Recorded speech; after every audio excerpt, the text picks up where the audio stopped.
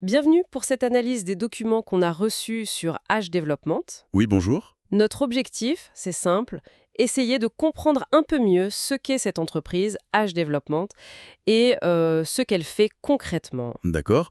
D'après ce qu'on a lu, il se présente comme une boîte de tech, c'est ça? Exactement, une plateforme technologique avec, on dirait, deux activités principales. D'un côté, ils créent des solutions numériques sur mesure. Le service classique en quelque sorte? Voilà. Et de l'autre, ils fournissent des logiciels déjà prêts, prêts à l'emploi. Ah, intéressant. Donc les deux. Le sur-mesure et le produit sur étagère. C'est ça. On va essayer de creuser un peu ces deux facettes, voir l'étendue de leurs services, et puis jeter un œil à leur catalogue de logiciels. Qui semble assez riche d'après ce que tu disais. Oui, assez riche, on va voir ça. Allez, c'est parti pour l'exploration. Allons-y. Bon, d'abord, les domaines d'expertise qu'ils affichent. Oui. C'est assez large quand même, hein.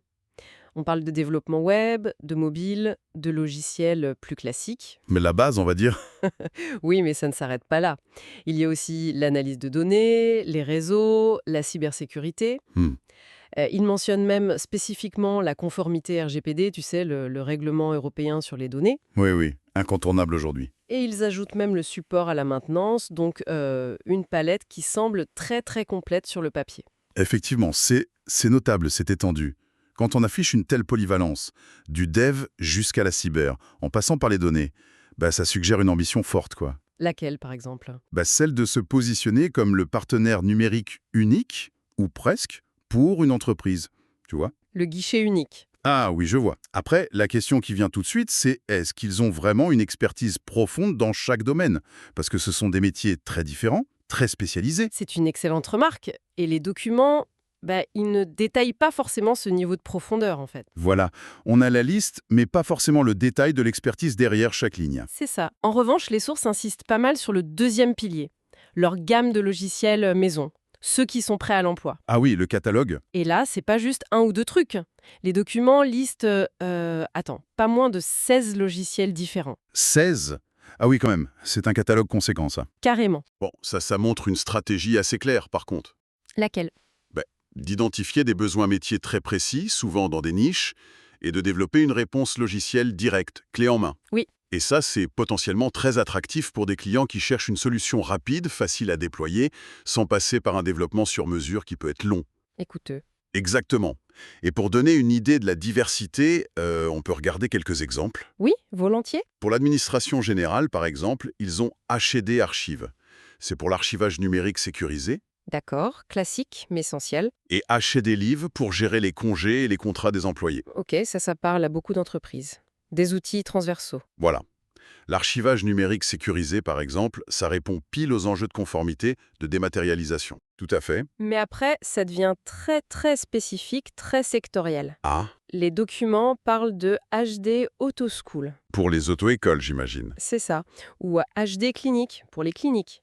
Et même HD School pour la gestion complète d'une école. D'accord. Là, on est vraiment dans la niche métier. Complètement. C'est là que la stratégie de niche dont je parlais devient évidente, quoi. Chaque logiciel est vraiment taillé pour un environnement pro spécifique, avec ses processus, ses contraintes. Exact. C'est une approche intéressante, mais potentiellement complexe à maintenir d'ailleurs, toute cette diversité. Oui, on peut imaginer. Et ça continue, hein. Dans le domaine des opérations, il y a HD Inventory Track, qui utilise des QR codes pour suivre le matériel. Gestion de stock, inventaire. HD Logistique pour la gestion de flotte de véhicules. HD Park Access pour contrôler l'accès au parking. D'accord. Très concret, très opérationnel. Très concret. Et il y a même deux exemples un peu particuliers. HD Stove, HD Stove. Ça fait penser à la cuisine, ça. un peu. C'est un logiciel de caisse en fait, mais adaptable à plein de commerces différents. Bars, salons de coiffure, pharmacie, boutiques. Ah, polyvalent, celui-là. Oui, et il intègre même la gestion du mobile money.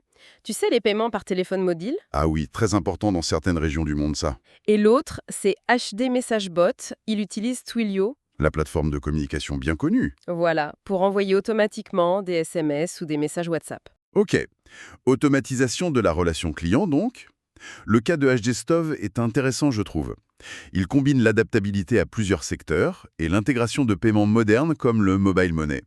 Et HD Message Bot, ça surfe clairement sur la vague de l'automatisation via WhatsApp SMS. Donc, si on essaye de résumer un peu ce que disent ces documents, H Development se présente comme un fournisseur de solutions numériques. Assez complet, non? Oui, très complet. Capable, en théorie du moins, de faire du sur-mesure grâce à cette expertise large qu'ils affichent. Mhm. Et en même temps, il propose activement ce gros catalogue de logiciels spécialisés, prêts à l'emploi, pour répondre à des besoins métiers bien ciblés. C'est exactement ça.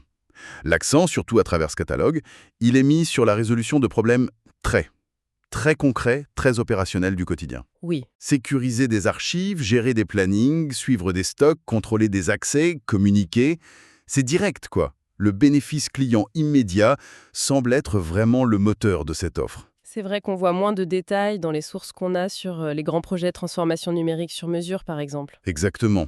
L'accent est mis sur le catalogue. Voilà, donc un peu le portrait de Edge Development qui se dessine à partir de ces sources. Une entreprise qui mise à la fois sur la largeur de ses compétences techniques pour le service personnalisé. Et sur la profondeur, ou en tout cas la diversité, de son catalogue de logiciels sectoriels. C'est ça. Une double stratégie finalement. Assez ambitieuse. Tout à fait. Et ça soulève une question intéressante, je trouve, qui va un peu au-delà de la simple description des faits. Ah oui? Laquelle? Comment une structure, peu importe sa taille d'ailleurs, arrive à assurer de manière cohérente et surtout durable le développement, les mises à jour, la sécurité, le support de qualité, pour un portefeuille de 16 logiciels aussi variés. Bonne question. Oui, parce qu'on parle de logiciels pour des cliniques, pour des parkings, pour des auto-écoles. C'est très différent. Et tout ça en maintenant aussi une activité de service sur mesure à côté. C'est un sacré défi, oui. C'est un défi d'organisation, de focus. C'est considérable. Voilà, c'est une réflexion intéressante, je pense, à garder en tête en conclusion de cette première analyse.